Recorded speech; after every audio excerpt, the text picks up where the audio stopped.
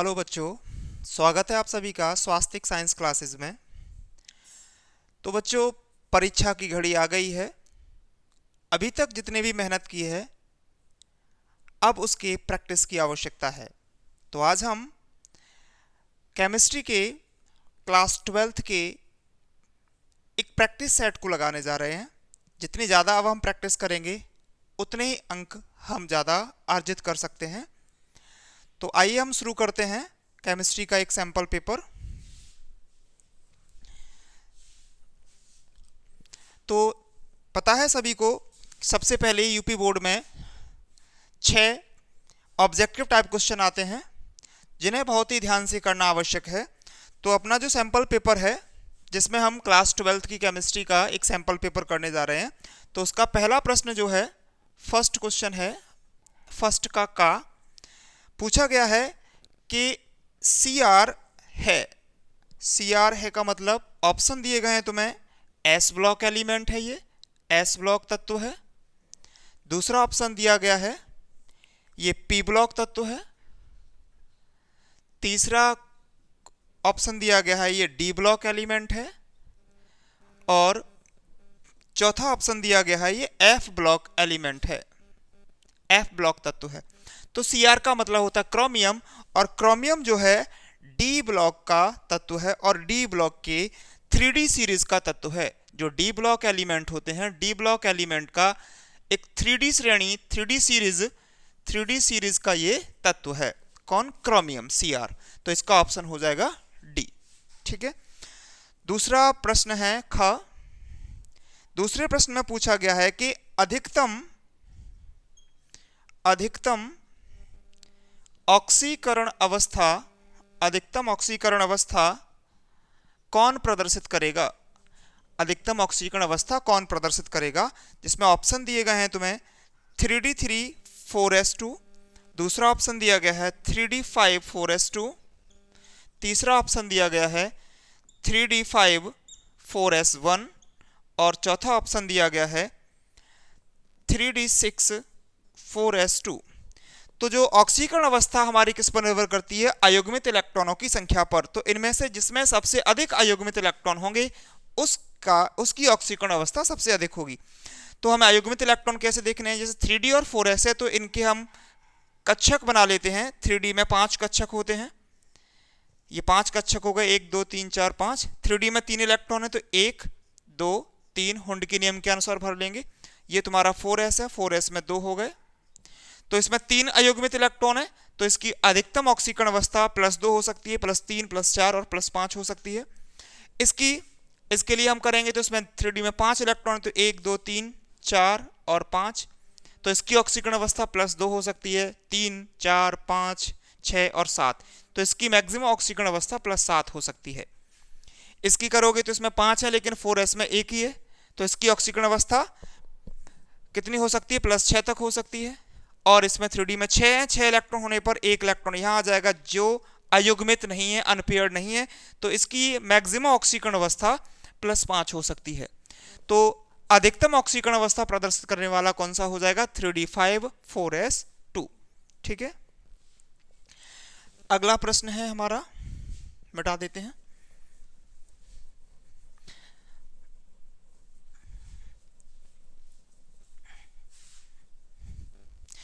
ध्यान से देखते रहेंगे। अगला क्वेश्चन है, मानक हाइड्रोजन इलेक्ट्रोड का इलेक्ट्रोड विभव होता है। भाई, मानक हाइड्रोजन इलेक्ट्रोड का इलेक्ट्रोड विभव कितना होता है? 0 वोल्ट होता है। कितना होता है? 0 वोल्ट होता है। तो ऑप्शन दिए गए हैं +0.36 वोल्ट, +0.50 वोल्ट, 0.0 वोल्ट और -1.5 वोल्ट। तो आंसर हो जाएगा 0.0 वोल्ट। मानक हाइड्रोजन इलेक्ट्रोड का इलेक्ट्रोड विभव कितना होता है? 0 वोल्ट। अगला प्रश्न है, जिसमें दिया गया है कि एक सूत्र है, सूत्र K = AE⁻⁻⁻⁻⁻⁻⁻⁻⁻⁻⁻⁻⁻⁻⁻⁻⁻⁻⁻⁻⁻⁻⁻⁻⁻⁻⁻⁻⁻⁻⁻⁻⁻⁻ EA/RT। ये सूत्र क्या है? इसे हम आर्हेनियस समीकरण कहते हैं। और ये आर्हेनियस समीकरण में पूछा गया है कि इसमें कौन सा कथन सत्य है, इसमें कौन सा कथन सत्य है। तो ये बताना है हमें कौन सा कथन सत्य है। तो पहला ऑप्शन है कि K हमारा एक साम्य स्थिरांक है, क्या ये कथन सत्य है? दूसरा ऑप्शन है क्या R ऋणवर्ग नियतांक है, ऋणवर्ग नियतांक है। तीसरा ऑप्शन है हमारा क्या A अधिशोषण गुणांक है। और चौथा ऑप्शन है हमारा क्या EA सक्रियण ऊर्जा है, सक्रियण ऊर्जा है। तो हमें पता है कि K क्या होता है? वेग स्थिरांक होता है। यहां पर K साम्य स्थिरांक दिया गया तो ये गलत है। A जो होता है प्री एक्सपोनेंशियल फैक्टर होता है, तो इसमें अधिशोषण गुणांक दिया गया, ये भी गलत है। R हमारा क्या होता है? R को हम गैसीय स्थिरांक या द्रव स्थिरांक कह सकते हैं, गैसीय स्थिरांक होता है। यहाँ ऋणवर्ग स्थिरांक दिया गया, ये भी गलत है। तो हमारा EA जो है, EA क्या होता है? सक्रियण ऊर्जा, एक्टिवेशन एनर्जी होती है EA, एक्टिवेशन एनर्जी होती है EA। तो ये आंसर हमारा सही होगा। तो अगला प्रश्न है, अगले प्रश्न की ओर चलते हैं, जिसमें पूछा गया है कि विलेन का अणुसंख्य गुण धर्म नहीं है। विलेन का अणुसंख्य गुणधर्म नहीं है, अणुसंख्य गुणधर्म नहीं है। तो भाई हमें पता है 4 ऑप्शन दिए गए हैं इसमें। ऑप्शन कौन कौन से हैं? पराशरण दाब, पराशरण दाब। दूसरा ऑप्शन दिया गया है हिमांक, हिमांक का अवनमन, अवनमन। तीसरा ऑप्शन दिया गया है पृष्ठ तनाव, पृष्ठ तनाव। और चौथा ऑप्शन दिया गया है वाष्प दाब का अवनमन, वाष्प दाब का अवनमन। तो 4 होते हैं अणुसंख्य गुण, जिसमें पराशरण दाब होता है, हिमांक में अवनमन होता है, वाष्प दाब का आपेक्षिक अवनमन होता है, और क्वथनांक का उन्नयन एक और होता है। कौन सा? क्वथनांक का उन्नयन, क्वथनांक का उन्नयन। जबकि इसमें चौथा दिया गया है कि पृष्ठ तनाव, पृष्ठ तनाव कोई अणुसंख्य गुण नहीं है। तो ये आंसर सही होगा। ये नहीं होता है मतलब ये आंसर हमारा सही होगा।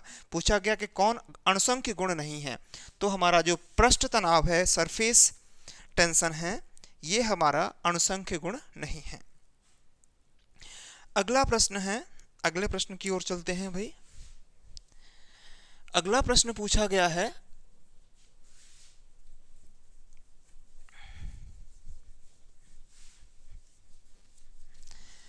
अगला प्रश्न पूछा गया है कि प्रथम कोटि की अभिक्रिया के वेग स्थिरांक की इकाई। बहुत ज्यादा प्रश्न ये पूछा जाता है, वेग स्थिरांक की इकाई निकालनी है हमें, वेग स्थिरांक की इकाई, और वो भी किसके लिए? प्रथम कोटि की अभिक्रिया के लिए।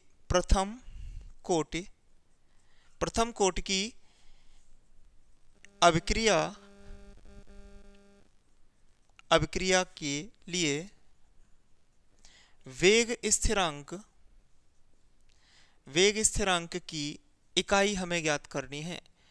तो प्रथम कोटि की अभिक्रिया के लिए वेग स्थिरांक की इकाई अगर हमें निकालनी है, या किसी भी अभिक्रिया के लिए वेग स्थिरांक की इकाई, वैसे तो हम ऑप्शन से पहले बता देते हैं, फिर उसके बाद बताते हैं कि कैसे हमें किसी भी अभिक्रिया के लिए वेग स्थिरांक की इकाई हम कैसे निकाल सकते हैं। तो जैसे इसमें दिया गया है, ऑप्शन एक है सेकेंड इनवर्स, सेकेंड इनवर्स। दूसरा ऑप्शन दिया गया है litre into second inverse, litre into second inverse.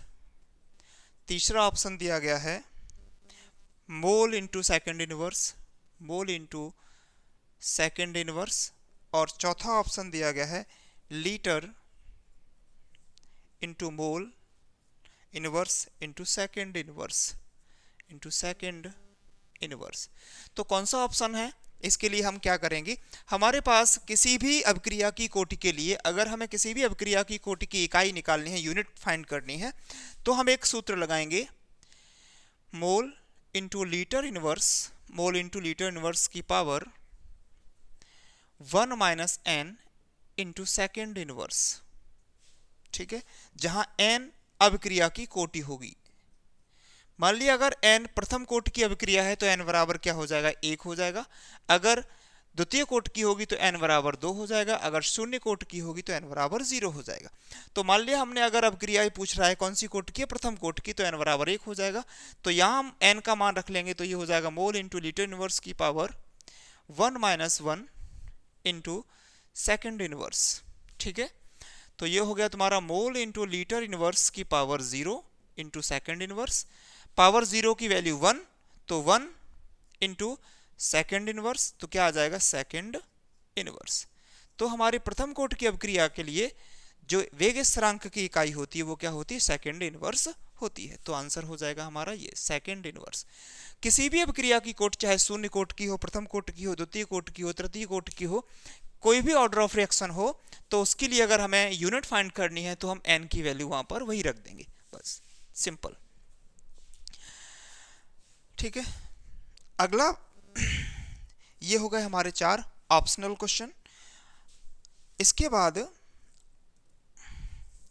Optional question होने के बाद जल्दी से नोट कर लेते हैं।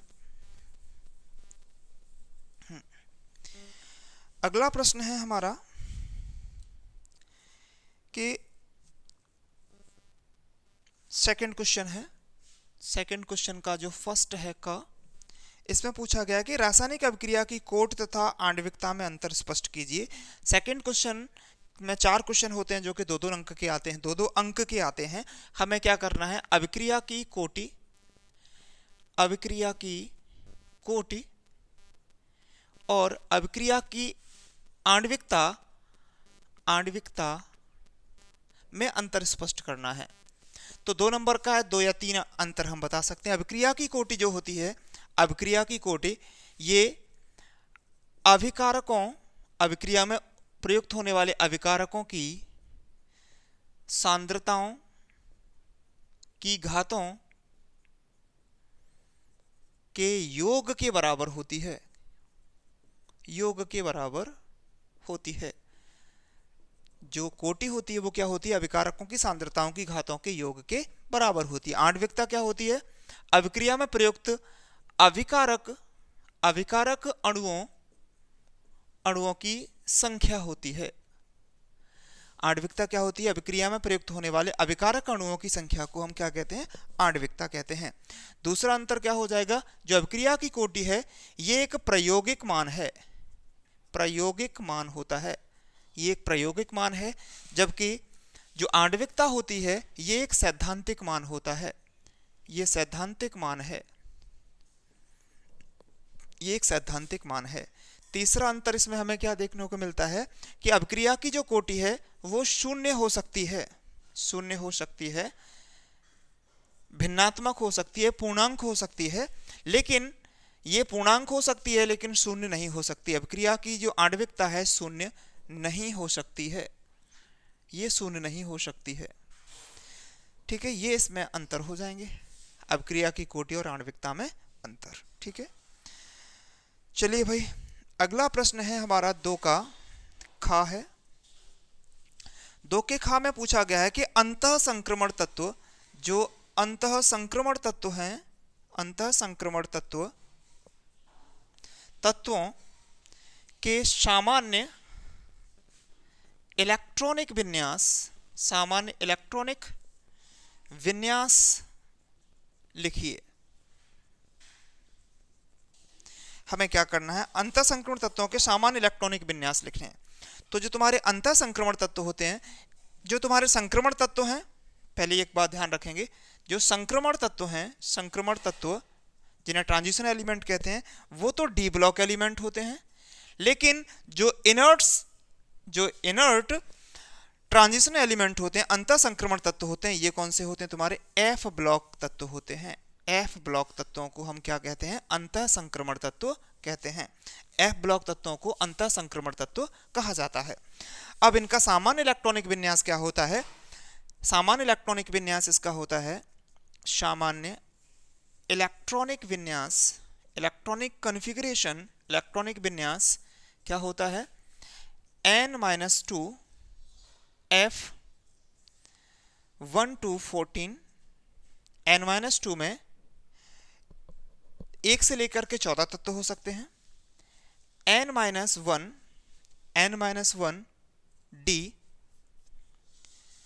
0 to 1 हो सकता है, और ns में 2 इलेक्ट्रॉन। ये इसका सामान्य इलेक्ट्रॉनिक विन्यास होता है। इसके हमें 2 नंबर मिलेंगे सिर्फ सामान्य इलेक्ट्रॉनिक विन्यास लिखने के। चलिए भाई अगले प्रश्न की ओर बढ़ते हैं, साफ कर लेते हैं इसे।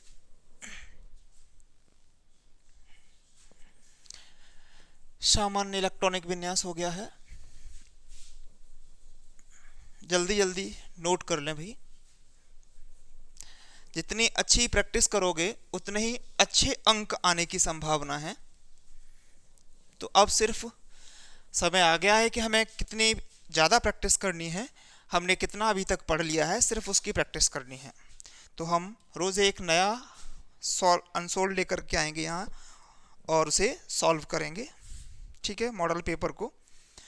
अगला प्रश्न है 2 का ग, जिसमें एक क्वेश्चन दिया गया है K4 FeCN6 के जलीय विलयन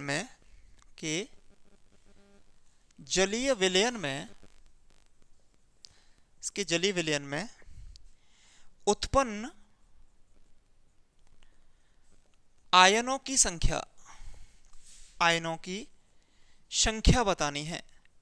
और क्या बताना है इसमें, तथा केंद्रीय धातु की ऑक्सीकरण संख्या बतानी है। तथा केंद्रीय धातु की ऑक्सीकरण संख्या बतानी है। तो भाई 2 नंबर का प्रश्न है और हमें दोनों में बताना है एक एक प्रश्न। सिंपल प्रश्न है। K4 FeCN6 का वैसे नाम होता है पोटेशियम फेरोसाइनाइड, और इसे हम IUPAC नाम में लिखते हैं पोटेशियम हेक्सासाइनोफेरेट थर्ड।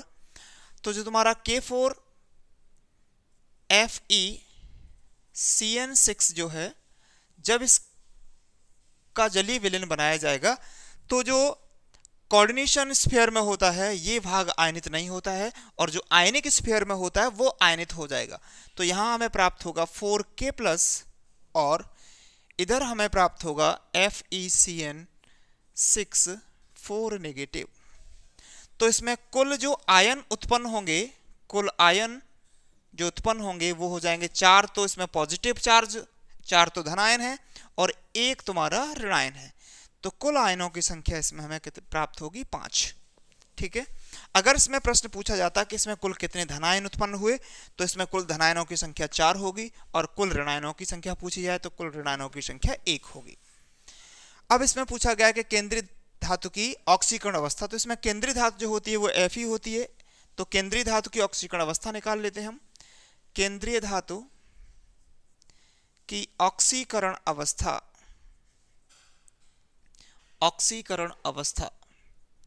केंद्रीय धातु की ऑक्सीकरण अवस्था, पोटेशियम जो है पहले वर्ग का तत्व है, तो पहले वर्ग का तत्व होने पर इसकी ऑक्सीकरण अवस्था 1 होगी प्लस के, तो 4 × 1 प्लस Fe की हम x मान लेंगे। केंद्रीय धातु की ऑक्सीकरण अवस्था निकालनी तो x मान लेते हैं, प्लस साइनो ग्रुप जो होता है इस पर जो आवेश होता है वो -1 होता है, तो 6 × -1 हो जाएगी, इक्वल्स में 0 रख लेंगे। तो 4 + x - 6 = 0। तो x - 2 = 0, x = +2। तो यहाँ पर जो Fe की ऑक्सीकरण अवस्था है वो कितनी है, +2 है, ठीक है। तो हमने दोनों चीजें इसकी निकाल ली, आयनों की संख्या और केंद्रीय धातु की ऑक्सीकरण अवस्था। जल्दी से नोट कर लीजिए या इसका स्क्रीनशॉट ले लीजिए। आगे बढ़ते हैं अगले प्रश्न की ओर।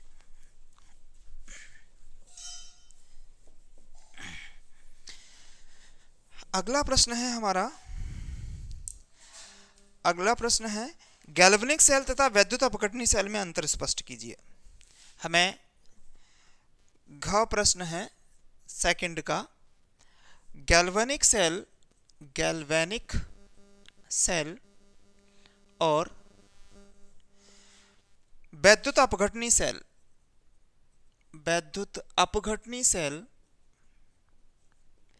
सेल में अंतर स्पष्ट करना है भाई। गैल्वेनिक सेल और वैद्युत अपघटनी सेल में अंतर स्पष्ट करना है। 2 नंबर का है तो 2 या 3 इसमें अंतर लिख सकते हो। तो तुम्हारा जो गैल्वेनिक सेल होता है इसी को हम वैद्युत रासायनिक सेल भी कहते हैं। तो जो गैल्वेनिक सेल है इसमें क्या अंतर है, तो सबसे महत्वपूर्ण या सबसे पहला अंतर ये हम लिखेंगे, जो गैल्वेनिक सेल है इसमें प्रयुक्त इलेक्ट्रोडों को 2 अलग अलग पात्रों में रखा जाता है। जो तुम्हारा गैल्वेनिक सेल है इसमें क्या होता है, इसमें प्रयुक्त इलेक्ट्रोडों को 2 अलग अलग पात्रों में रखा जाता है, जबकि वैद्युत अपघटनी में इसमें प्रयुक्त इलेक्ट्रोडों को एक ही पात्र में रखते हैं, एक ही पात्र में रखते हैं। इसका पहला अंतर हो गया। दूसरा इसका महत्वपूर्ण अंतर हम लिखेंगे, दूसरा क्या हो जाएगा, जो गैल्वेनिक सेल है जिसके आधार पर इसकी पहचान होती है, गैल्वेनिक सेल का काम होता है रासायनिक ऊर्जा को विद्युत ऊर्जा में परिवर्तित करना, विद्युत ऊर्जा में परिवर्तन। तो तुम्हारा जो गैल्वेनिक सेल होता है ये रासायनिक ऊर्जा को विद्युत ऊर्जा में परिवर्तित करता है, और जबकि तुम्हारा जो वैद्युत अपघटनी सेल है ये विद्युत ऊर्जा को रासायनिक ऊर्जा में बदलता है, रासायनिक ऊर्जा में बदलता है। 2 अंतर हो गए। तीसरा अंतर हम लिख सकते हैं, जो गैल्वेनिक सेल है इसमें लवण सेतु जिसे सॉल्ट ब्रिज कहते हैं, लवण सेतु का प्रयोग होता है, जबकि जो तुम्हारा वैद्युत अपघटनी सेल है इसमें लवण सेतु का प्रयोग नहीं होता है, इसमें लवण सेतु का प्रयोग नहीं होता है। अगला हम एक और इम्पोर्टेंट इसमें अंतर लिख सकते हैं, तो इसमें जो एनोड होता है, एनोड ऋणावेशित होता है, वह कैथोड होता है वो धनावेशित होता है। जो गैल्वेनिक सेल है इसमें एनोड जो है ऋणावेशित और कैथोड धनावेशित होता है, जबकि विद्युत अपघटनी सेल में एनोड धनावेशित और कैथोड ऋणावेशित होता है। ये हो गए इनके महत्वपूर्ण अंतर। वैसे 2 नंबर में इतना नहीं लिखना है, हमें 2-2 लिख लेने पर्याप्त है, लेकिन ये बड़े क्वेश्चन में भी पूछा जा सकता है, कई बार पूछा भी गया है, तो हम इनमें लिख सकते हैं। ठीक है भाई, तो आगे बढ़ते हैं अगले प्रश्न की ओर। इसका स्क्रीनशॉट ले लेंगे, बता देते हैं।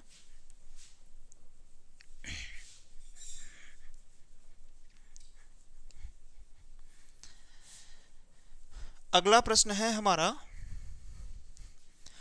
Question number 3।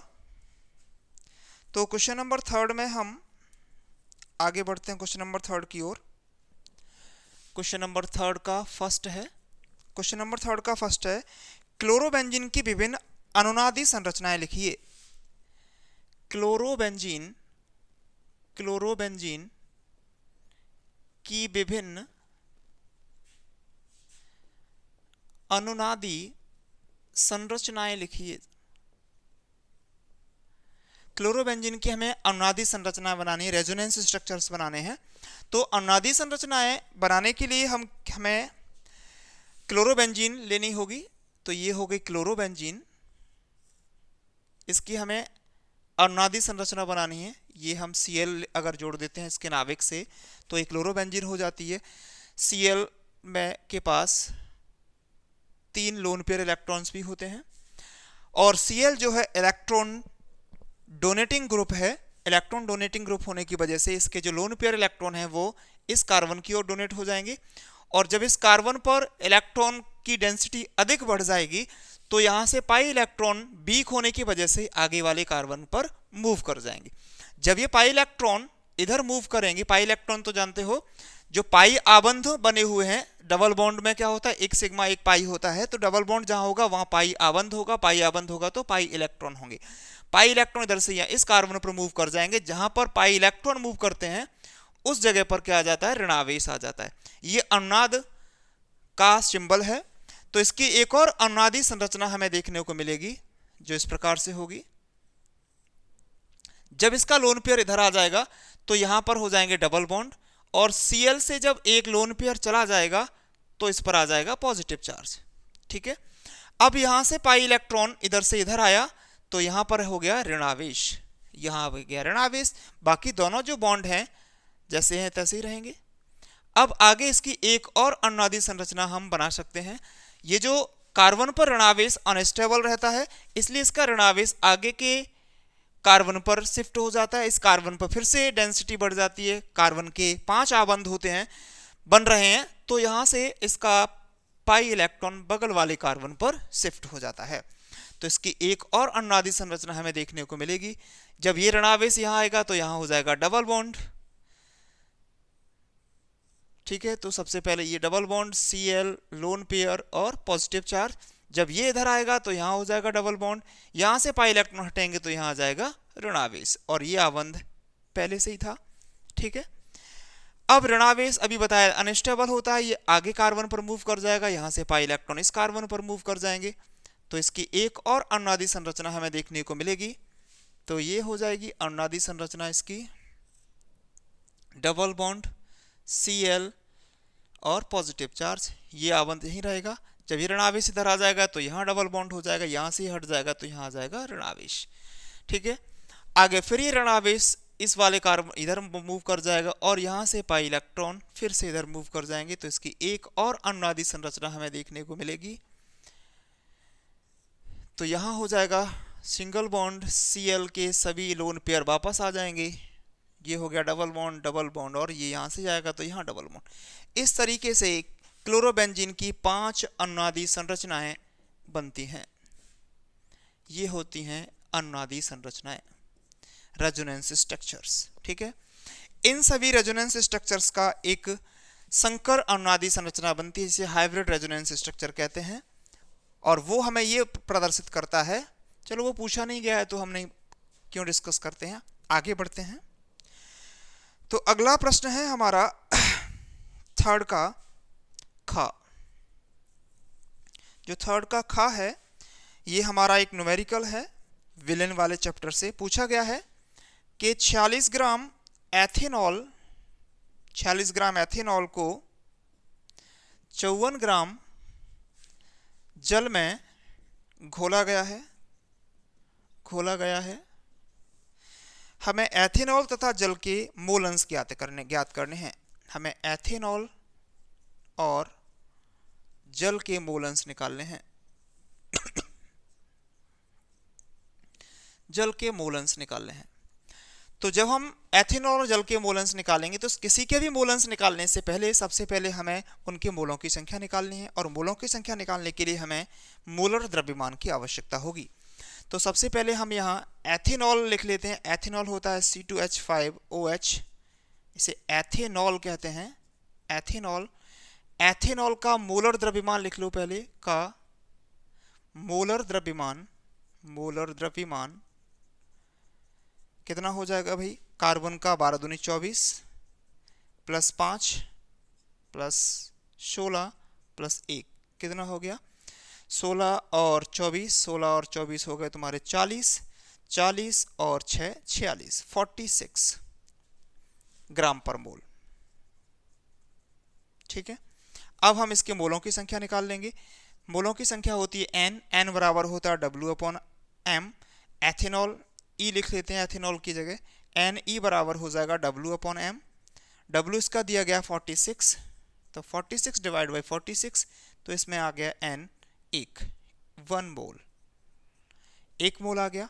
इसके बाद हम जल के मोलों की संख्या निकाल लेते हैं। जल के मोलों की संख्या, जल के मोलों की संख्या,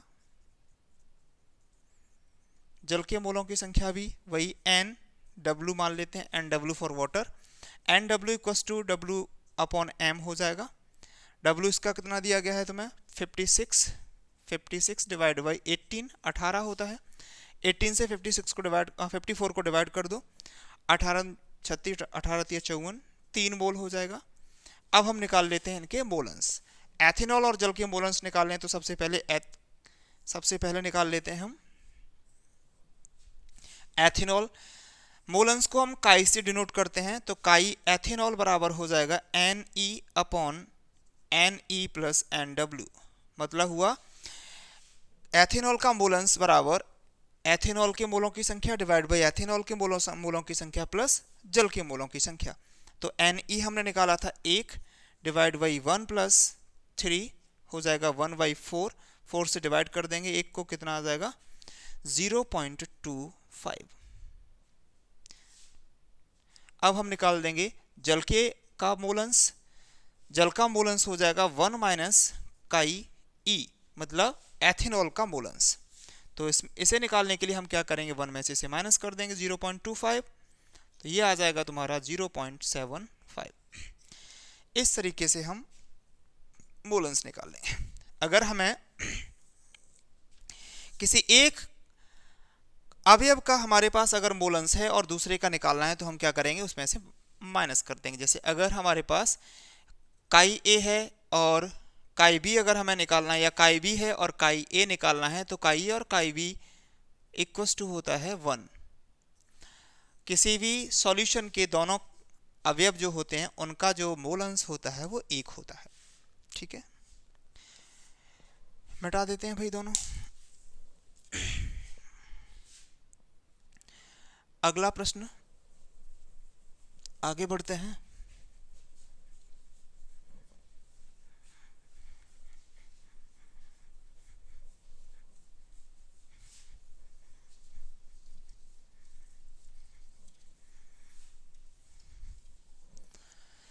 अगला प्रश्न है हमारा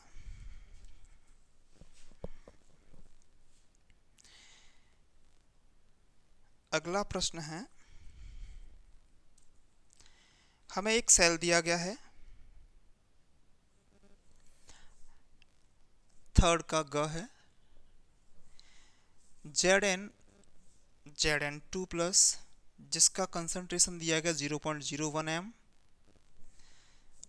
Cu2 प्लस जिसका कंसंट्रेशन है 0.001 m, और इधर Cu दिया गया है। Cu के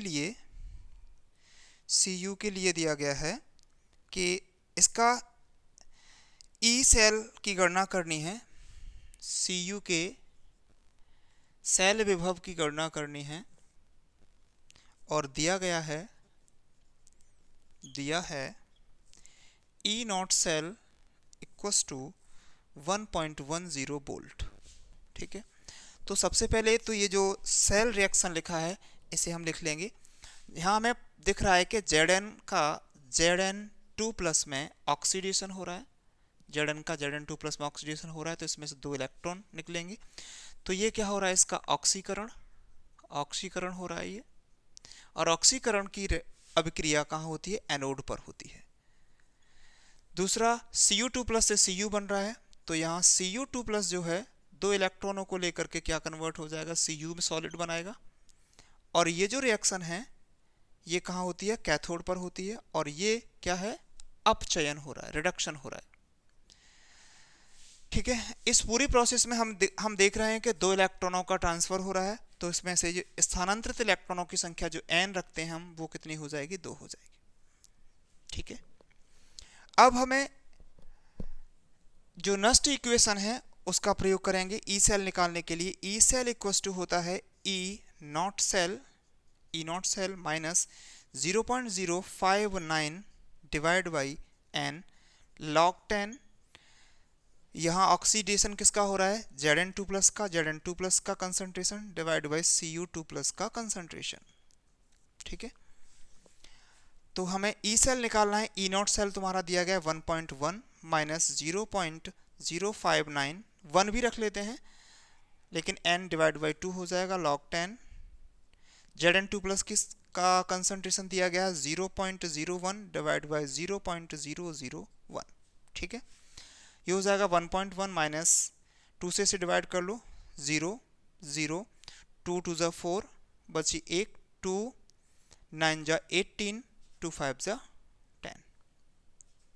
यहाँ आ जाएगा log 10, पॉइंट हटाएंगे तो इसे कैलकुलेट करने पर कितना आ जाएगा 10 आ जाएगा। और इधर आगे रख लेते हैं अब ई नॉट सेल इक्वस टू हो जाएगा अब ई नॉट सेल की 1.1 माइनस 0.0295, log 10 की वैल्यू कितनी होती है 1 होती है, 1 से मल्टीप्लाई कर देंगे तो 1.1 माइनस 0.0295, इसे माइनस कर लो। 1.1 माइनस कितना करना है 0.0295, 000 माइनस कर दो, 10 से 5 जाएंगे 5, 9 से 9 0, यहाँ रहेगी 9 से 2 7, यहाँ रहेगी 10, कितना आ जाएगा 0 और 0, 0.0705, ठीक है, बोल्ट। ये इसका आंसर आ जाएगा, ठीक है भाई। अगला क्वेश्चन देखते हैं।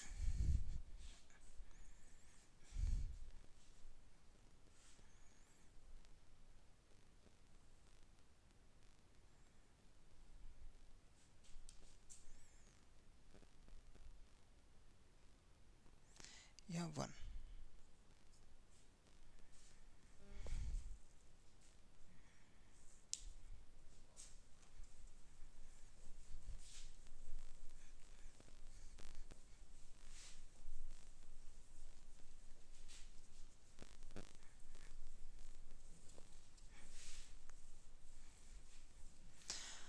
अगला प्रश्न है क्वेश्चन नंबर 4। क्वेश्चन नंबर 4 का है, जिसमें पूछा गया है कि प्रथम कोटि की अभिक्रिया का समाकलित दर समीकरण का व्यंजक लिखिए। हमें क्या दिया गया है, पूछा गया है प्रथम कोटि की अभिक्रिया। क्वेश्चन नंबर 4 से जो क्वेश्चन आते हैं वो 3-3 नंबर के हो जाते हैं तुम्हारे। तो प्रथम कोटि की अभिक्रिया की दर समीकरण का व्यंजक लिखना है, का व्यंजक लिखिए। और आगे पूछा गया इसी में, और हमें सिद्ध करना है। और सिद्ध क्या करना है भाई, सिद्ध कीजिए, क्या सिद्ध करना है, सिद्ध कीजिए कि 99.9% अभिक्रिया के पूर्ण होने पर लगा समय अर्ध आयु का 10 गुना होता है, 10 गुना होता है। ये हमें क्वेश्चन करना है 3 अंक का। तो सबसे पहले प्रथम कोटि की अभिक्रिया के लिए दर समीकरण लिख लेते हैं।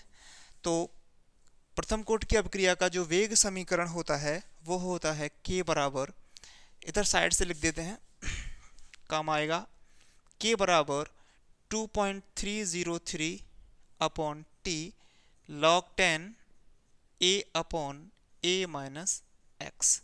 ये हो जाएगा तुम्हारा दर समीकरण, जिसमें k वेग स्थिरांक है, t समय है, a अभिकारक की प्रारंभिक सांद्रता है, x सांद्रता में परिवर्तन और a माइनस एक्स हो जाएगा परिवर्तन के बाद बची हुई सांद्रता,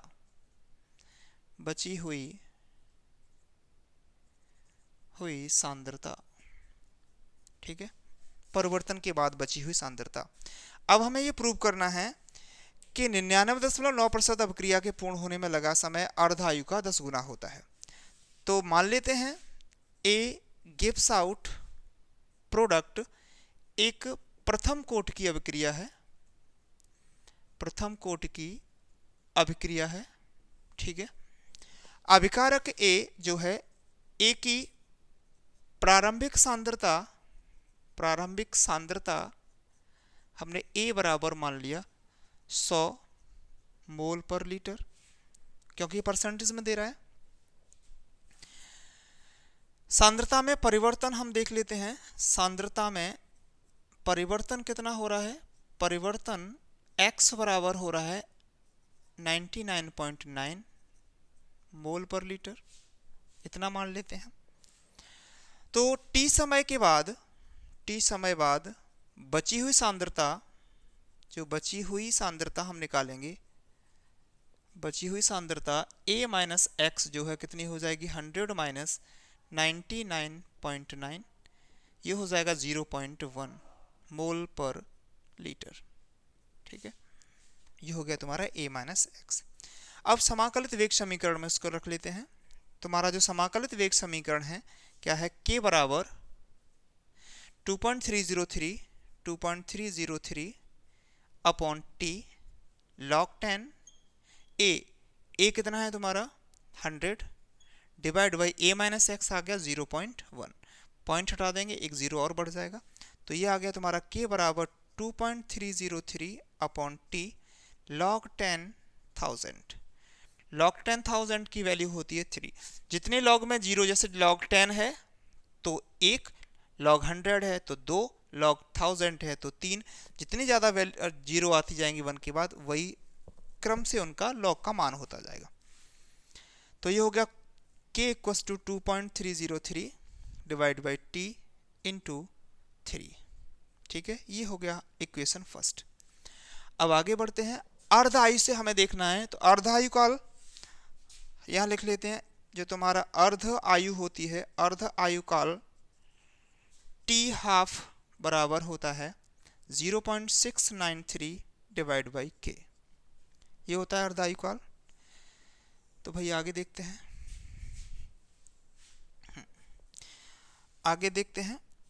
आगे क्या है तुम्हारा? यहां हम k की वैल्यू रख लेते हैं। k का मान समीकरण फर्स्ट से रखने पर रख दो k का मान इसमें। तो t हाफ इक्वल्स टू हो गया तुम्हारा 0.693 डिवाइड बाई k की वैल्यू तुम्हारी आई है 2.303 इंटू 3 अपॉन t पहुंच जाएगा इधर।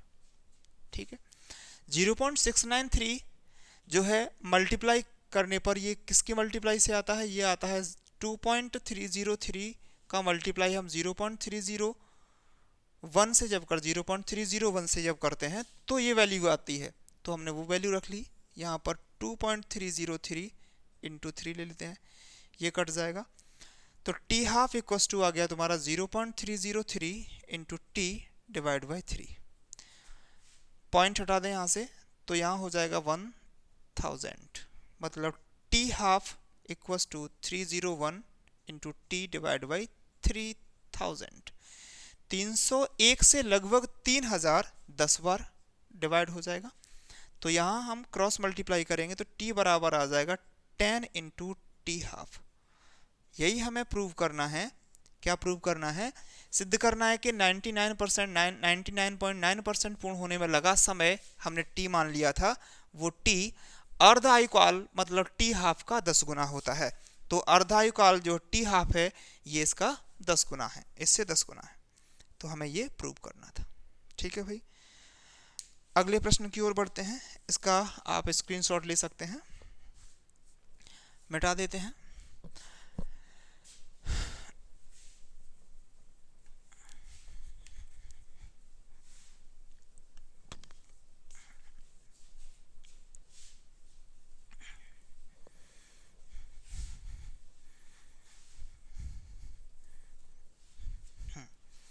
नेक्स्ट क्वेश्चन की ओर बढ़ते हैं भाई।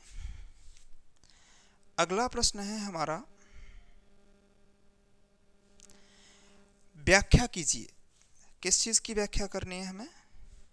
हमें व्याख्या करनी है फोर्थ का ख है, जिसमें हमें व्याख्या करनी है। व्याख्या करो, किसकी व्याख्या करनी है? पहले पूछा गया है कि जो स्कैंडियम है Sc एक संक्रमण तत्व है जबकि Zn नहीं है। तो इसे लिखेंगे नहीं, वैसे ही बता देते हैं।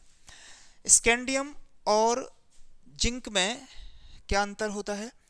संक्रमण तत्व वो डी ब्लॉक तत्व होते हैं जिनका जो आंतरिक डी उपकोष होता है वो परमाणविक और आयनिक दोनों अवस्थाओं में या उनमें से किसी न किसी अवस्था में, परमाणविक या आयनिक अवस्था में अपूर्ण होता है। आंतरिक डी उपकोष अपूर्ण होता है, वो संक्रमण तत्व होते हैं। चाहे तो अपूर्ण वो आयनिक अवस्था में हो या परमाणविक अवस्था में हो, किसी एक अवस्था में कैसा होना चाहिए? वो अपूर्ण होना चाहिए। तो स्कैंडियम का जो N-1 डी उपकोष है ये अपूर्ण होता है, जबकि Zn का आयनिक अवस्था में अपूर्ण नहीं होता है, जबकि Zn का कैसा होता है? पूर्ण होता है। Zn का पूर्ण होता है। तो आंतरिक डी उपकोष के पूर्ण होने की वजह से Zn संक्रमण तत्वों की श्रेणी में नहीं आता है, जबकि स्कैंडियम आता है। ठीक है। दूसरा हमें क्या एक्सप्लेन करना है? हमें एक्सप्लेन करना है कि संक्रमण धातुएं तथा उनके यौगिक उत्प्रेरक की तरह कार्य करते हैं। संक्रमण तत्व व उनके यौगिक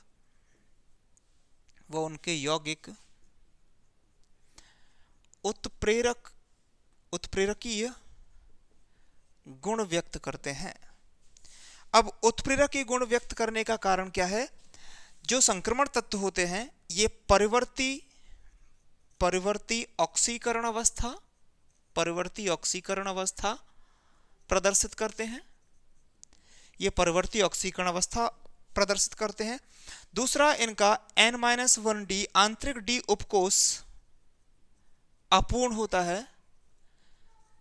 अपूर्ण होने की वजह से, इन दोनों गुणों की वजह से ये उत्प्रेरकीय गुण व्यक्त करते हैं। ठीक है।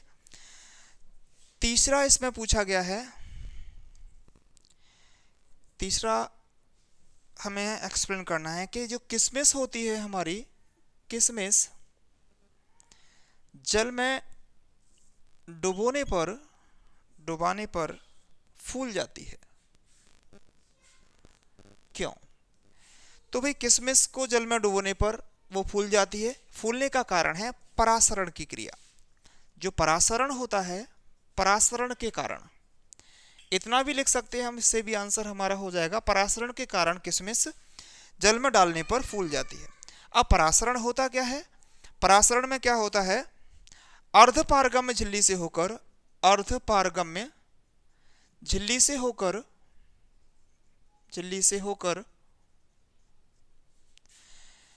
कम सांद्रता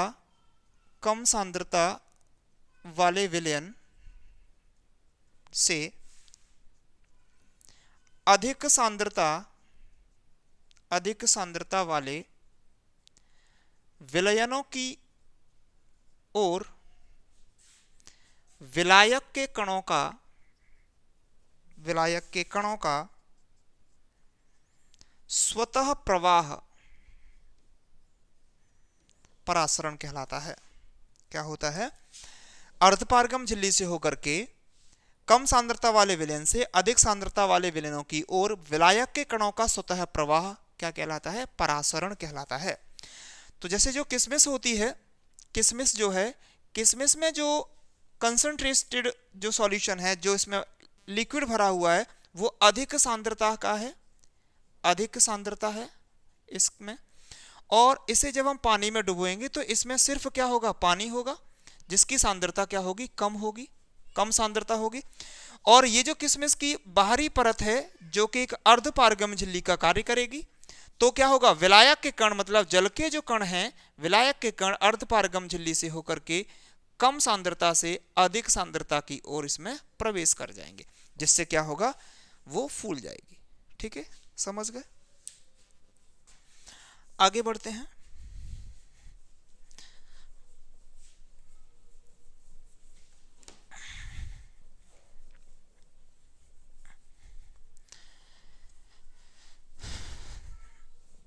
अगला प्रश्न है हमारा, अगले प्रश्न में पूछा गया है कि संकुल यौगिकों का आईयूपीएसी नामकरण करना है। 4 का गा क्वेश्चन है, हमें संकुल यौगिकों का आईयूपीएसी नामकरण करना है, आईयूपीएसी नामकरण करना है। ठीक है, 3 नंबर का प्रश्न, 3 प्रश्न पूछे गए हैं। पहला हमें दिया गया है K3FeC2O4 होल थ्राइस। C2O4 को ऑक्सीलेटो कहते हैं, तो इसका नाम हो जाएगा पोटेशियम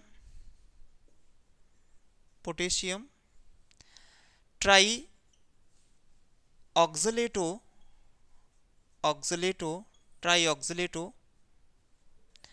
फिर ट्राई ऑक्सीलेटो के बाद इसे हम फेरेट लिखेंगे आयरन की जगह, फेरेट।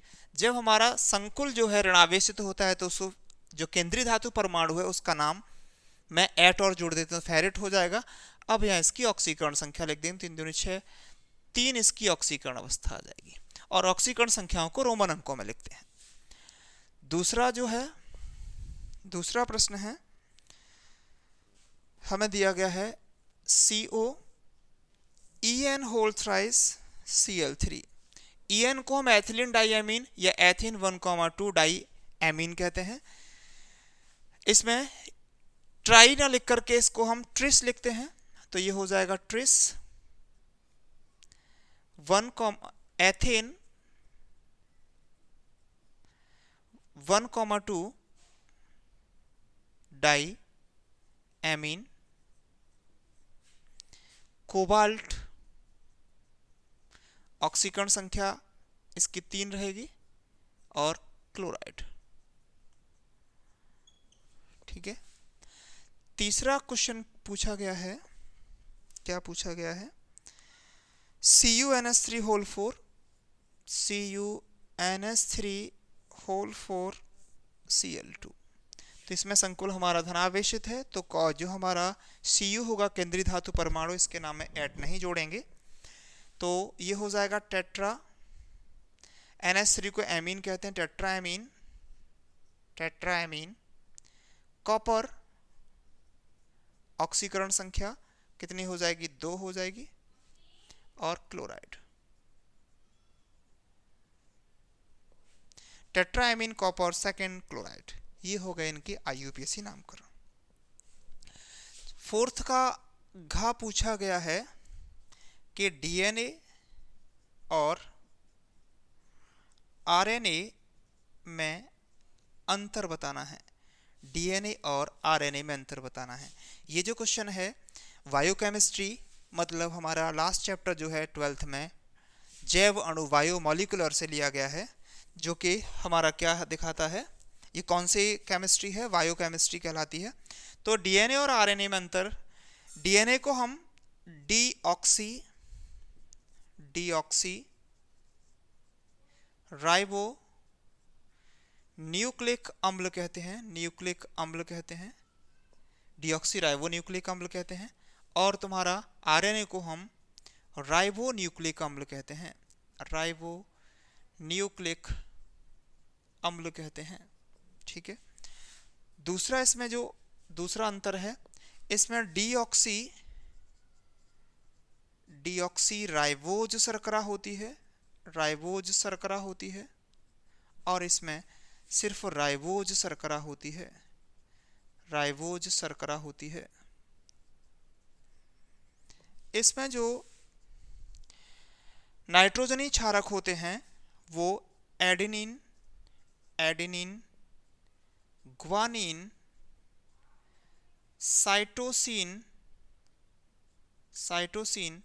और थायामीन होता है।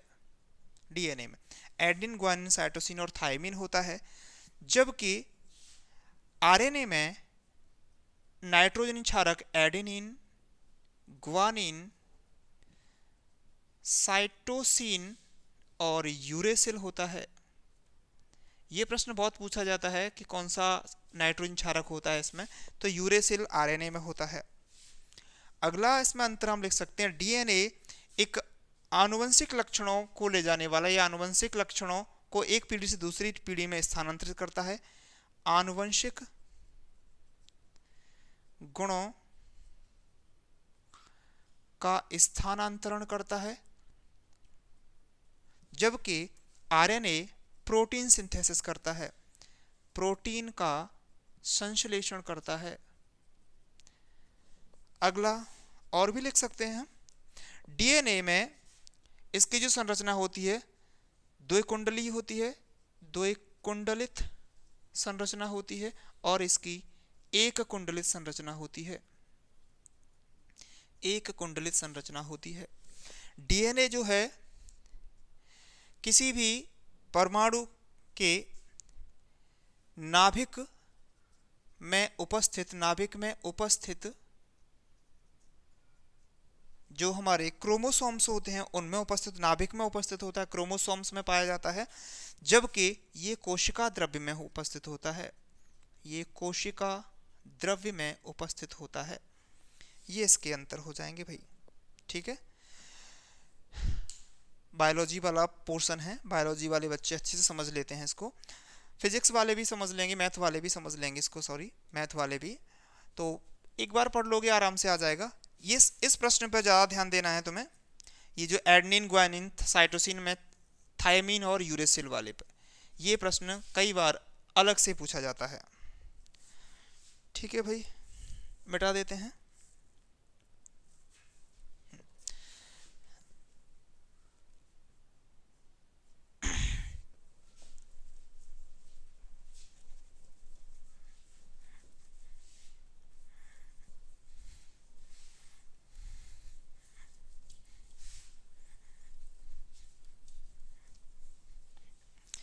अगले प्रश्न की ओर बढ़ते हैं।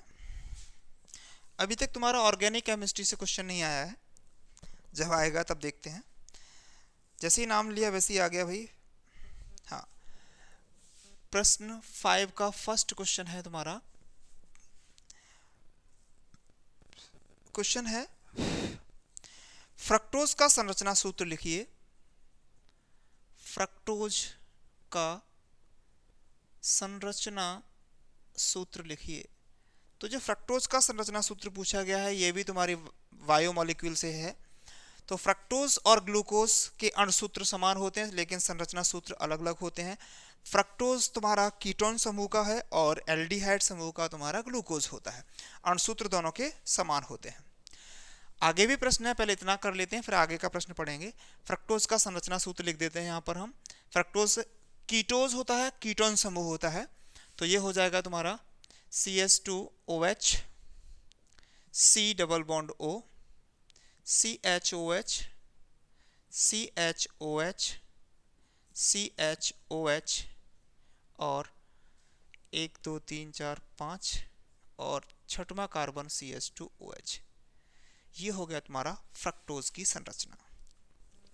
और अगला प्रश्न पूछा गया है इसी में, ग्लूकोज के 3 रासायनिक गुणों का रासायनिक समीकरण दीजिए। इसे ग्लूकोज के 3 रासायनिक गुणों के समीकरण देने हैं। ग्लूकोज के 3 रासायनिक गुणों के समीकरण। तो ग्लूकोज में एल्डिहाइड समूह होता है, तो एल्डिहाइड समूह वाले जितने भी रासायनिक अभिक्रियाएं होती हैं वो सभी क्या हो गए, ग्लूकोज देगा। तो कर लो पहला। तो पहले हम अभिक्रिया करा देंगे, ग्लूकोज ले लेते हैं। ग्लूकोज को हम यहाँ बना देते हैं CHO समूह ऊपर ले लिया हमने, CHOH का होल 4 और CH2OH, ये ग्लूकोज इस तरीके से लिख लेते हैं। पहली अभिक्रिया हम HCN से करा देते हैं इसकी, हाइड्रोजन साइनाइड से, तो इससे क्या बन जाएंगे, साइनोहाइड्रिन बन जाएंगे, ग्लूकोज साइनोहाइड्रिन। तो यहाँ हो जाएगा तुम्हारा C, एक तरफ हो जाएगा OH और एक तरफ हो जाएगा CN, और यहाँ हो जाएगा CHOH होल 4 और CH2OH। इसे हम ग्लूकोज साइनोहाइड्रिन कहते हैं। दूसरी रासायनिक अभिक्रिया हम करा देते हैं इसके ऑक्सीकरण करा दो, इसका ऑक्सीडेशन करा दो, ऑक्सीकरण। तो एल्डिहाइडों के ऑक्सीकरण से क्या बनते हैं, कार्बोक्सिलिक अम्ल बनते हैं, तो इसका ऑक्सीकरण करा दो, CHO होल 4 CH2OH। इसके ऑक्सीकरण से K2Cr2O7 की प्रेजेंस में इसका ऑक्सीकरण करा दो, क्या बन जाएगा, कार्बोक्सिलिक, मतलब यहाँ हो जाएगा COOH CHOH होल 4 और CH2OH। इसे हम ग्लूकोनिक अम्ल कहते हैं। तीसरा, इसकी अभिक्रिया हम करा सकते हैं, चाहे तो तुम इसका टॉलन अभिकर्मक से करा दो या इसका तुम क्या कहते हैं फैलिंग विलयन से करा दो, किसी से भी कराने पर हम तीसरी अभिक्रिया दे सकते हैं। तो टॉलन टेस्ट करा दो इसका, CHO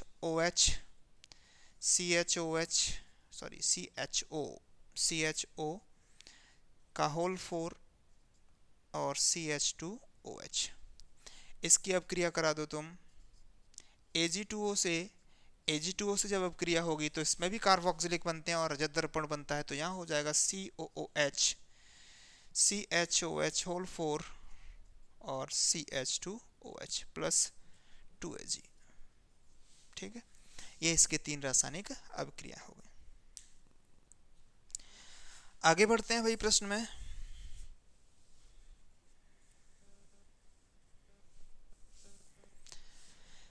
देख लीजिए भाई,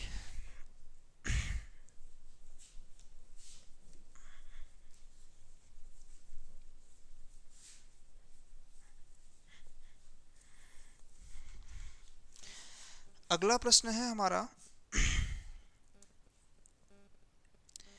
5th का ख, जिसमें हमें दिया गया है, क्या दिया गया है, वाष्प दाब में अवनमन संबंधी राउल्ट के नियम को लिखिए। जो वाष्प दाब में अवनमन होता है, वाष्प दाब में अवनमन संबंधी राउल्ट के नियम को लिखना है, राउल्ट के नियम को लिखना है। तो जो वाष्प दाब का अवनमन होता है राउल्ट के नियम के अनुसार, राउल्ट के नियम से क्या होता है, राउल्ट के नियम से वाष्प दाब का आपेक्षिक अवनमन, वाष्प दाब का आपेक्षिक अवनमन, वाष्प दाब का आपेक्षिक अवनमन, वाष्प दाब का आपेक्षिक अवनमन विलेय पदार्थ, विलेय के मोल अंश के बराबर होता है, बराबर होता है। यह होता है तुम्हारा राउल्ट का नियम। राउल्ट के नियम से वाष्प दाब का आपेक्षिक अवनमन, मतलब ये है P0 minus PS upon P0 is equal to chi solute, ये होता है। या ऐसे हम लिख सकते हैं P0 minus PS upon P0 is equal to N upon N plus N। ठीक है, ये हो जाएगा हमारा राउल्ट का नियम। फिर इसमें पूछा गया है, न्यूमेरिकल भी पूछा गया है भाई। न्यूमेरिकल ये है कि 293 केल्विन पर शुद्ध जल का वाष्प दाब, शुद्ध जल का वाष्प दाब 17.535 mmHg है, और इसी टेम्परेचर पर 450 ग्राम जल में 25 ग्राम ग्लूकोज घोलने पर विलयन का वाष्प दाब निकालना है, विलयन का वाष्प दाब निकालना है, विलयन का वाष्प दाब निकालना है। ठीक है, मतलब PS निकालना है।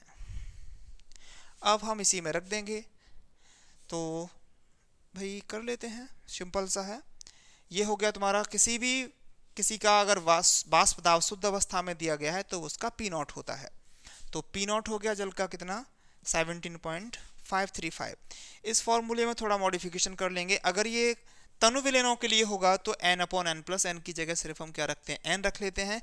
और इन सब का मॉडिफिकेशन करने के बाद हमें एक फॉर्मूला मिलता है P0 minus PS upon PS equals to N upon N, जहाँ N है सॉल्यूट मतलब विलेय के मोलों की संख्या और n है विलायक के मोलों की संख्या। अगर हम इस फॉर्मूले का प्रयोग करते हैं तो हमें ये टेंशन नहीं रहेगा कि कौन सा सॉल्यूशन तनु है और कौन सा सांद्र है, तो हमें सब के लिए यही प्रयोग करना होगा। हम इसी से प्रयोग करके सब निकाल सकते हैं।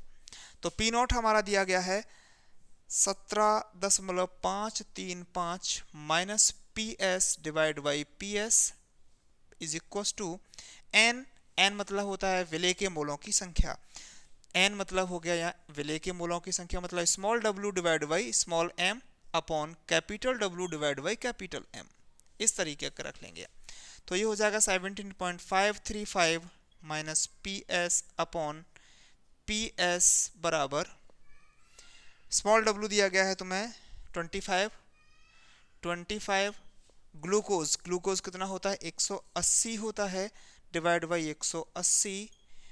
कैपिटल W दिया गया है तुम्हें 450 डिवाइड बाई जल का 18 होता है, वो ऊपर पहुंच जाएगा। 18 से 180 10 बार कट जाएगा और 5 से डिवाइड कर दो, 5 पंजे 25, 5 ने 45 और 5 से इसे डिवाइड कर दो, 5 एकम 5, 5 दूनी 10, ये हो गया 9 दूनी 18, 180।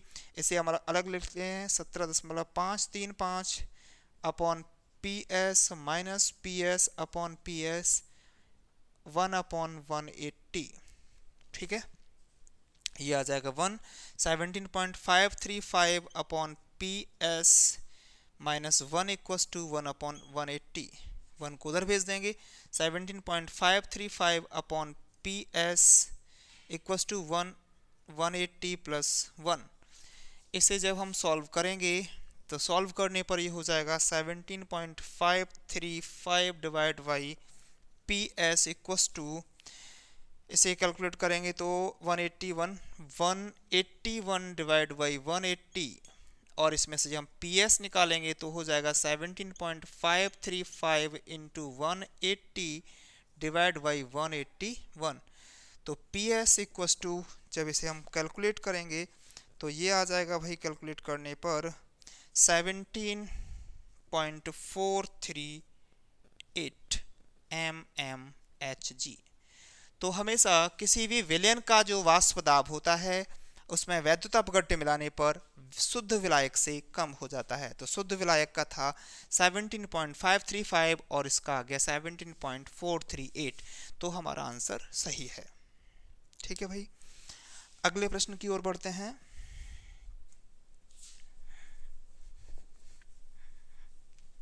के स्क्रीनशॉट ले लेना, काम आएंगे।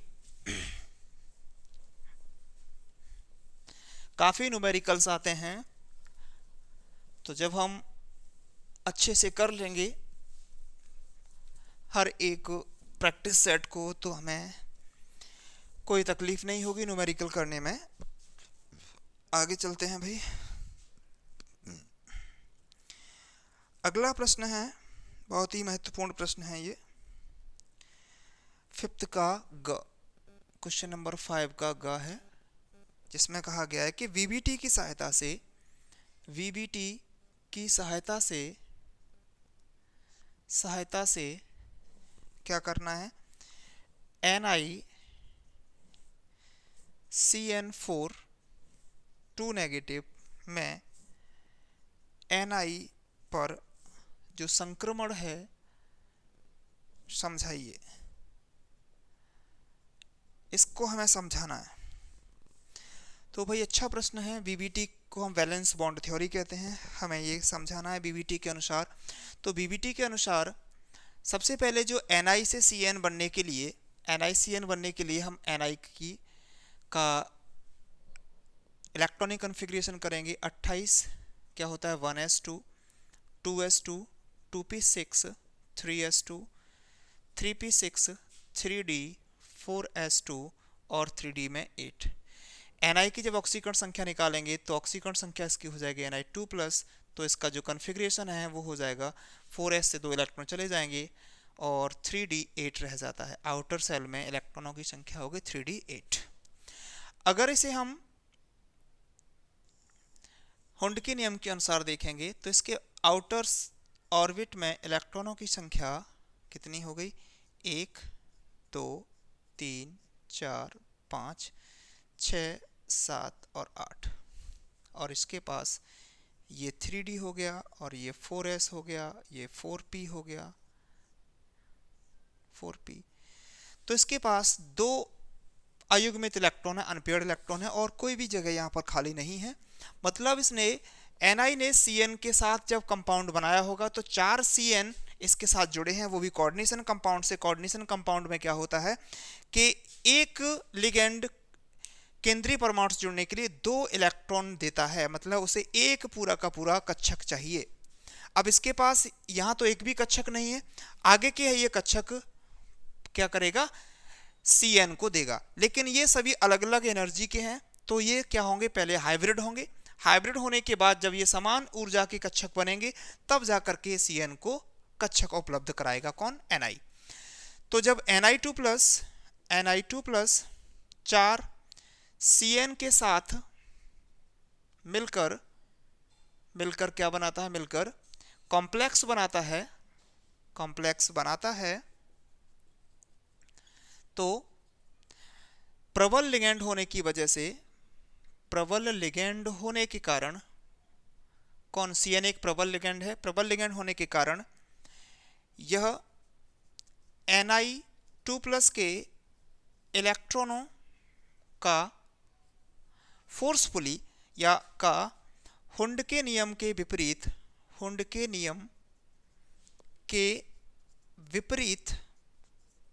युग्मन कर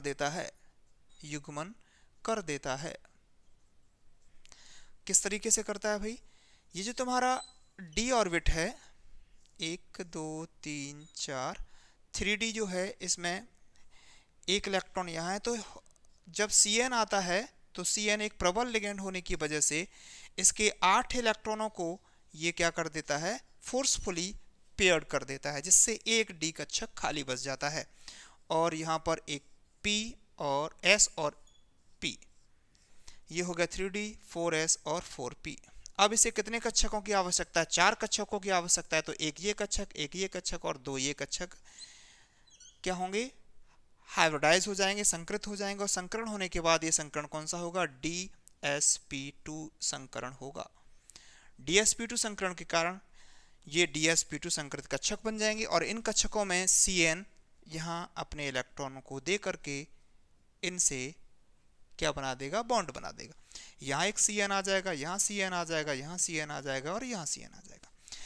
इससे देखने पर हमें ये स्पष्ट होता है कि dsp2 इसमें जो संकरण है वो कौन सा संकरण हो रहा है, dsp2 संकरण है। dsp2 संकरण की वजह से इसकी जो ज्यामिति होगी, ज्यामिति कौन सी होगी, ये वर्ग समतलीय होगी, वर्ग समतलीय इसकी ज्यामिति हो जाएगी, मतलब स्क्वायर प्लेनर। और अंदर का डी उपकोष इसने प्रयोग किया है, अतः यह इनर डी या इसे निम्न चक्रण संकुल कहते हैं, निम्न चक्रण संकुल होगा, निम्न चक्रण संकुल है। दूसरा हम इसके चुंबकीय गुणों को बता सकते हैं, इसमें अयुग्मित इलेक्ट्रॉनों की उपस्थिति के कारण, अयुग्मित इलेक्ट्रॉन के कारण यह अनुचुंबकीय होगा। ठीक है, इस तरीके से हम इसकी व्याख्या कर सकते हैं बीबीटी के अनुसार। इसका स्क्रीनशॉट ले लें भाई, मिटा देते हैं।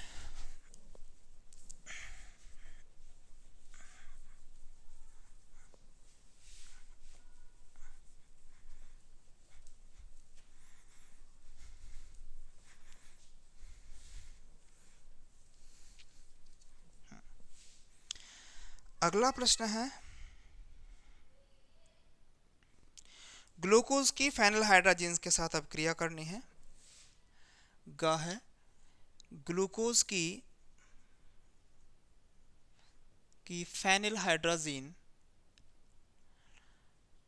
हाइड्रोजन के साथ से अभिक्रिया का समीकरण भी देना है। फेनिल हाइड्रोजन के साथ अभिक्रिया का हमें क्या देना है, समीकरण देना है।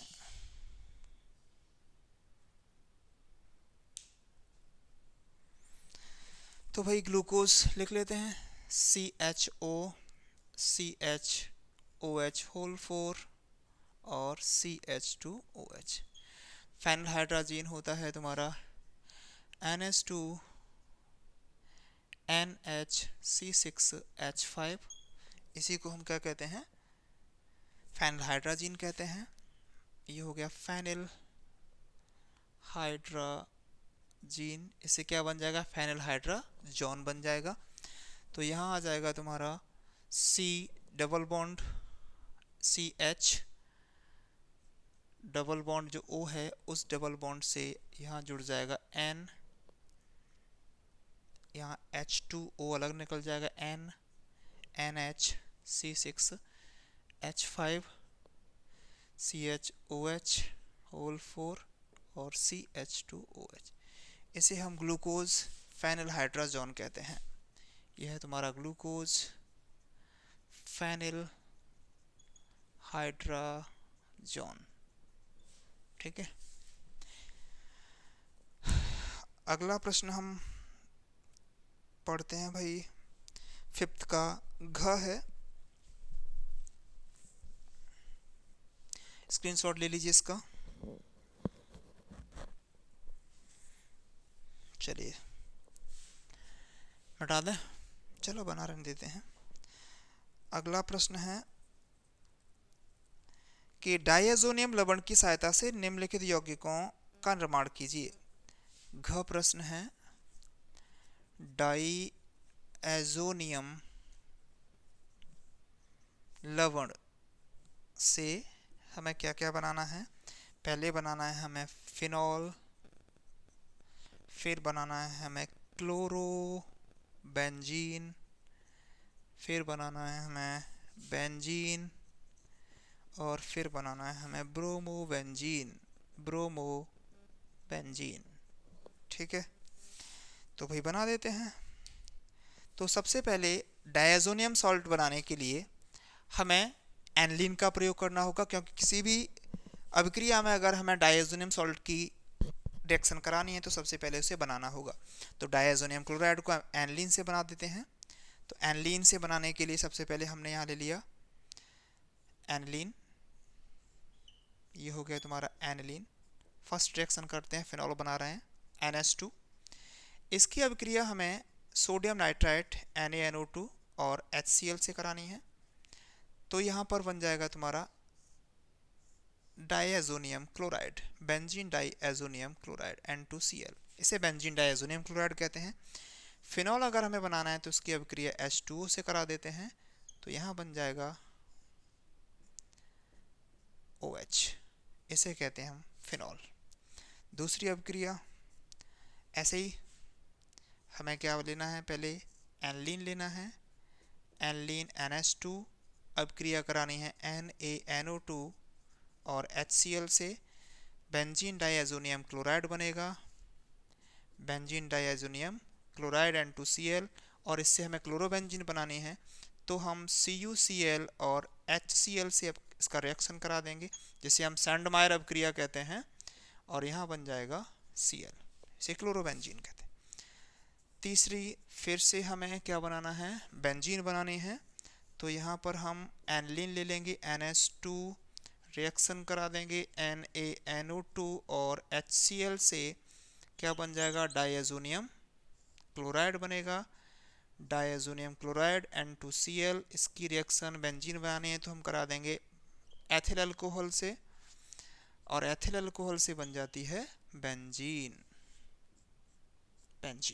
ब्रोमोबेंजीन बनानी है तो ब्रोमोबेंजीन बनाने के लिए रिएक्शन वही रहेगा, एनलीन ले लेंगे, एनलीन NH2 अभिक्रिया करा देंगे NaNO2 प्लस HCl से, डायज़ोनियम क्लोराइड बनेगा N2Cl। और इसकी अभिक्रिया करा दो, ब्रोमीन बनानी है तो CuBr और HBr से, तो बन जाएगी ब्रोमोबेंजीन Br। ठीक है, ये हो गई तुम्हारी अभिक्रियाएं। ये सिंपल होती हैं, आसान होती हैं, कम समय में हो जाती हैं। ठीक है, अगला प्रश्न देखते हैं, इसका स्क्रीनशॉट ले लें भाई। चलिए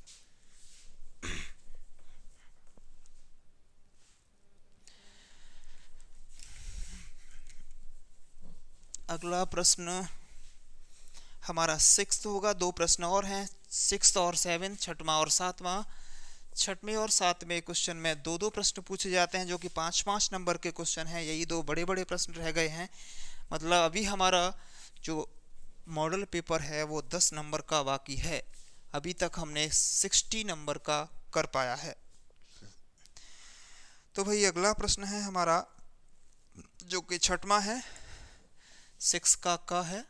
इसमें पूछा गया क्यूमीन से फिनॉल प्राप्त करने की अभिक्रिया लिखनी है। हमें क्यूमीन से फिनॉल बनाना है, फिनॉल, और फिर कुछ रासायनिक अभिक्रियाएं करनी है। किस किस की करनी है, पहले क्यूमीन से फिनॉल बना लेते हैं। क्यूमीन से फिनॉल, क्यूमीन होती है तुम्हारी, ये हो गई तुम्हारी क्यूमीन CH3 और CH3। क्यूमीन की अभिक्रिया हम ऑक्सीजन से करा देते हैं, ऑक्सीजन से करा दो। क्या बन जाएगा, क्यूमीन हाइड्रोपरऑक्साइड बन जाएगी। यहाँ हो जाएगा COOH CH3 से क्यूमीन हाइड्रोपरऑक्साइड कहते हैं। अब इसकी अभिक्रिया करा दो H2SO4 की प्रेजेंस में, H2SO4 की प्रेजेंस में इसका अप, या यहाँ लिख देते हैं H3O+, जल अपघटन करा देते हैं इसका, तो यहाँ बन जाएगी फिनॉल। तो ये OH इधर आ जाएगा, OH ये हट जाएगा पूरा, और ये हो जाएगा OH प्लस CH3COCH3, इसे हम एसीटोन कहते हैं, फिनॉल बन गया। ठीक है भाई।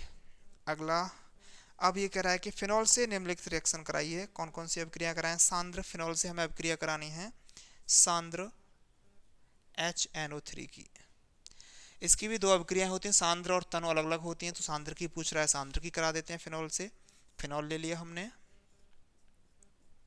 OH रिएक्शन करा दो सांद्र HNO3 से, और ये रिएक्शन जो है सांद्र H2SO4 की उपस्थिति में होती है, जिससे क्या बनता है, 2,4,6 ट्राई नाइट्रोफिनॉल बनता है।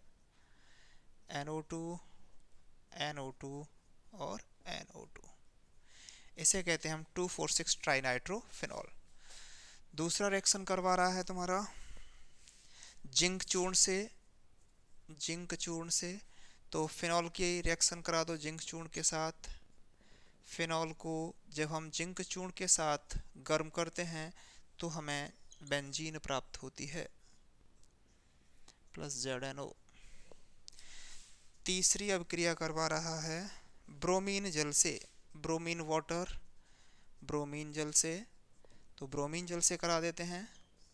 फिनॉल ले लिया, फिनॉल OH Br2, और यहाँ जल लिख देते हैं ब्रोमीन जल। यहाँ बन जाएगा 2,4,6 ट्राई ब्रोमोफिनॉल, OH Br और Br, इसे कहते हैं 2,4,6 ट्राई ब्रोमोफिनॉल। ये बहुत ही सिंपल से अभिक्रियाएं होती हैं जिनमें बिल्कुल भी समय नहीं लगता। इसमें जो अथवा में दी गई हैं वो हम फिर किसी दिन कर लेंगे क्योंकि समय ज़्यादा हो जाएगा। तो रिएक्शन देख लीजिए, हो गया। ये पहला प्रश्न हो गया 6 का, नोट कर लें, स्क्रीनशॉट ले लें।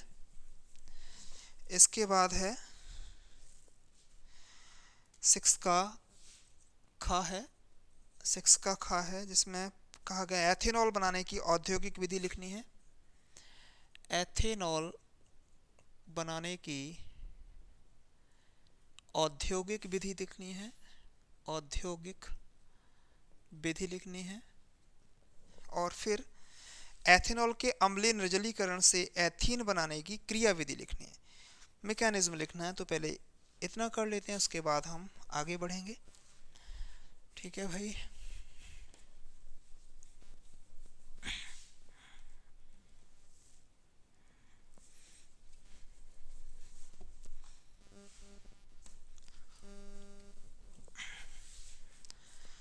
चलिए भाई, अगला प्रश्न है, क्या करना है हमको, एथेनॉल बनाने की औद्योगिक विधि। एथेनॉल बनाने की औद्योगिक विधि हम क्या करते हैं, एथीन ले लेते हैं और एथीन का सांद्र H2SO4 के साथ अभिक्रिया कराते हैं।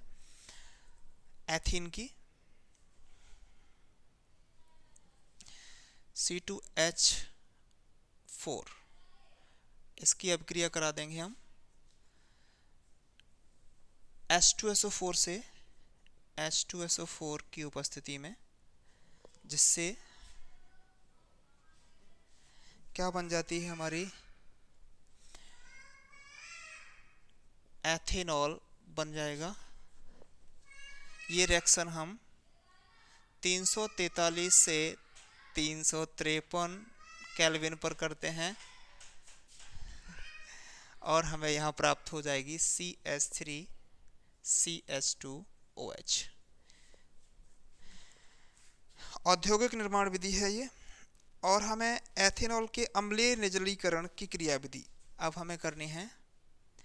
एथेनॉल की अम्लीय निर्जलीकरण की क्रिया विधि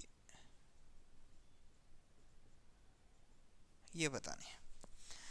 तो भाई इसे बता देते हैं। और एथीन बनेगी इसमें भी। एथेनॉल होता है तुम्हारा CH3CH2OH। OH के पास लोन पेयर होते हैं। सबसे पहले इसका अम्लीय H+ इसकी तरफ आकर्षित हो जाएगा, जिसे इसका प्रोटोनीकरण कहते हैं पहले स्टेप में।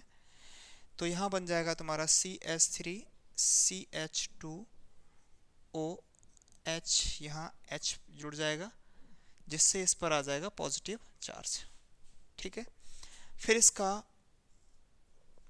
ये पॉजिटिव चार्ज कार्बोकैटायन बनेगा, तो यहाँ से एक ये इलेक्ट्रॉन लेकर के H2 इसमें से अलग हो जाएगा और यहाँ बन जाएगा CH3CH2+ कार्बोकैटायन। जब ये कार्बोकैटायन बन जाएगा तब CH3CH2+ कार्बोकैटायन बनने पर ये जो हाइड्रोजन है यहाँ CH2 और ये H, यहाँ से ये कार्बन एक इलेक्ट्रॉन ले लेगा और यहाँ से जो H+ स्टार्टिंग में आया था वो बाहर निकल जाएगा और यहाँ आ जाएगा डबल बॉन्ड। ये बन जाता है CH2 डबल बॉन्ड CH2। इसे कहते हैं एथीन। ठीक है, ये हो गई इसकी क्रिया विधि। आगे चलते हैं।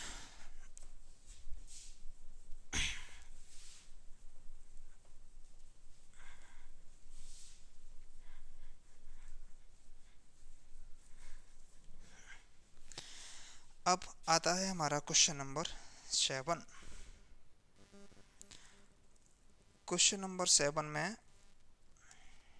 7 का जिसमें हमें क्या होता है जब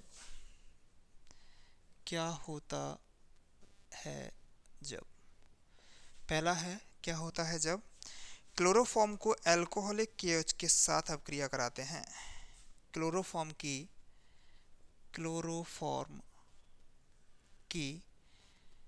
एल्कोहलिक KOH के साथ अभिक्रिया कराते हैं।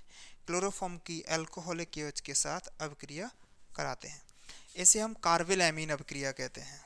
ठीक है, तो इसकी अभिक्रिया करा दो। क्लोरोफॉर्म CHCl3 की अभिक्रिया हम KOH से कराते हैं। एल्कोहलिक KOH ले लेते हैं, इसमें एल्कोहलिक KOH है ये, और ये अभिक्रिया होती है एमीन से CH3NH2 और यहाँ पर क्या बनता है आइसोसाइनाइड बनते हैं CH3NC प्लस KCl3 और प्लस 3H2O आइसोसाइनाइड। इसे कार्बिल एमीन अभिक्रिया कहते हैं।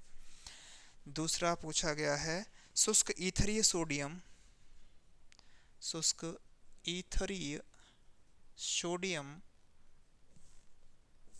मैथिल क्लोराइड से अभिक्रिया करता है।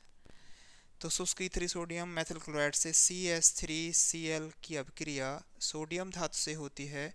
इसके 2 अणु लिए जाते हैं मैथिल क्लोराइड के और यह अभिक्रिया शुष्क ईथर की उपस्थिति में होती है। शुष्क ईथर, इसे वुड्स अभिक्रिया कहते हैं और यहाँ पर एथेन प्राप्त होगी। एथेन, इसे वुड्स अभिक्रिया कहते हैं।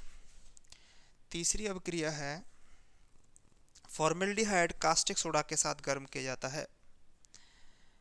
फॉर्मेल्डिहाइड कास्टिक सोडा के साथ गर्म किया जाता है। कास्टिक सोडा के साथ गर्म किया जाता है। फॉर्मेल्डिहाइड को कास्टिक सोडा के साथ गर्म करते हैं।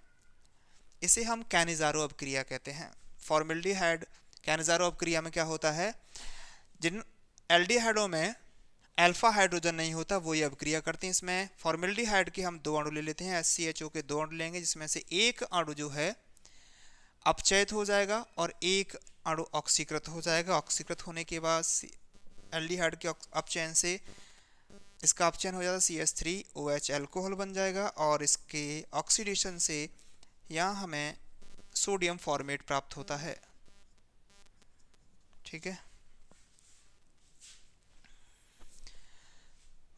अगला प्रश्न पूछा गया है, एसीटोन का सांद्र H2SO4 के साथ आसवन। तो एसीटोन का सांद्र H2SO4 के साथ जब आसवन करते हैं तो हमें मेसीटोन प्राप्त होता है। CH3COCH3 का जब हम H2SO4 की उपस्थिति में आसवन करते हैं, इसके तीन अणु ले लेंगे तो हमें यहाँ मेसिटिलीन प्राप्त होता है। मेसिटिलीन क्या प्राप्त होता है? मेसिटिलीन। CH3 CH3 और CH3, इसे मेसिटिलीन कहते हैं। मेसिटिलीन। ठीक है भाई। एक प्रश्न और रह गया है, इसे ऊपर कर लेते हैं।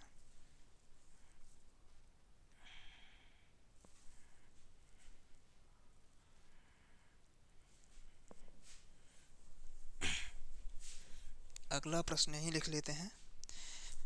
प्रश्न है हमारा कि कैल्शियम फॉर्मेट को गर्म करने पर क्या बनता है, क्या होता है जब हम कैल्शियम फॉर्मेट को गर्म करते हैं। कैल्शियम फॉर्मेट को गर्म करने पर कैल्शियम फॉर्मेट होता है HCOO का होल ट्वाइस Ca। जब इसको गर्म किया जाता है, इसके गर्म करने पर एसिटिल्डिहाइड बनेगा। इसके गर्म करने पर HCHO बनता है प्लस कैल्शियम कार्बोनेट CaCO3 बनेगा। ठीक है भाई, ये हो गया क्वेश्चन नंबर 7 का फर्स्ट। अब हम आगे चलते हैं। अगला प्रश्न, अंतिम प्रश्न है हमारा।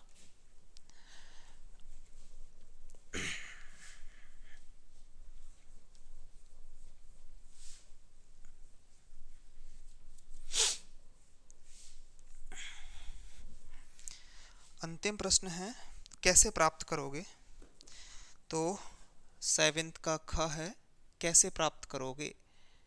कैसे प्राप्त करोगे, कैसे प्राप्त करोगे, क्या प्राप्त करना है हमें। पहला है बेंजल्डिहाइड, बेंजिल एल्कोहल से बेंजिल क्लोराइड, बेंजिल अल्कोहल से बेंजिल क्लोराइड। तो बेंजिल अल्कोहल होता है तुम्हारा CH2OH। इससे जब हम बेंजिल क्लोराइड बनाएंगे तो इसका रिएक्शन करा दो NaCl से, तो यहाँ प्राप्त होगा तुम्हें बेंजिल क्लोराइड CH2Cl। दूसरा हमें रिएक्शन कराना है फॉर्मेल्डिहाइड से यूरोट्रोपिन। फॉर्मेल्डिहाइड से यूरोट्रोपिन एक मेडिसिन है जिसका उपयोग हम मूत्र रोग और गठिया में करते हैं। यूरोट्रोपिन। फॉर्मेल्डिहाइड हमने HCHO प्लस अमोनिया से इसकी रिएक्शन होती है NH3 से, तो यहाँ प्राप्त होता है CH2 6N4 यूरोट्रोपिन। ठीक है, प्लस 6H2O। तीसरी अभिक्रिया है आइसोप्रोपिल अल्कोहल से एसीटोन। आइसोप्रोपिल एल्कोहल से एसीटोन, आइसोप्रोपिल एल्कोहल द्वितीयक एल्कोहल है, ये हो जाएगा CH3CH3OH। मैथ है आइसोप्रोपिल अल्कोहल का ऑक्सीकरण करा देते हैं, ऑक्सीकरण करा दो K2 अम्लीय पोटेशियम डाइक्रोमेट से K2Cr2O7 की प्रेजेंस में, ये हो जाएगा CH3COCH3, एसीटोन बन जाएगा। चौथा प्रश्न है हमारा, एसीटोन से क्लोरीटोन, क्लोरीटोन ये भी बहुत इंपॉर्टेंट अभिक्रिया है। एसीटोन ले लिया हमने C double bond O, CH3 और CH3 अभिक्रिया करा दो क्लोरोफॉर्म से CHCl3 से, तो बन जाएगा CCH3CH3, इधर हो जाएगा OH और इधर आ जाएगा CCl3, ये हो गया क्लोरीटोन। अंतिम अभिक्रिया है फिनॉल से एनिलीन, फिनॉल से एनिलीन, फिनॉल से एनिलीन बनानी है तो फिनॉल की अभिक्रिया हम किससे करा देंगे, NH3 से करा देंगे। फिनॉल OH NH3 से इसकी अभिक्रिया करा दो ZnCl2 की प्रेजेंस में, बन जाएगा यहाँ पर फिनॉल की जगह पर एनिलीन आ जाएगा NH2। ये हो गई तुम्हारी रासायनिक अभिक्रिया। पेपर बहुत अच्छा था, समझ में आया होगा, ठीक है, अच्छे से इसको तैयार कर लें और ऐसे ही हम रोज़ एक एक सैंपल पेपर करेंगे। धन्यवाद।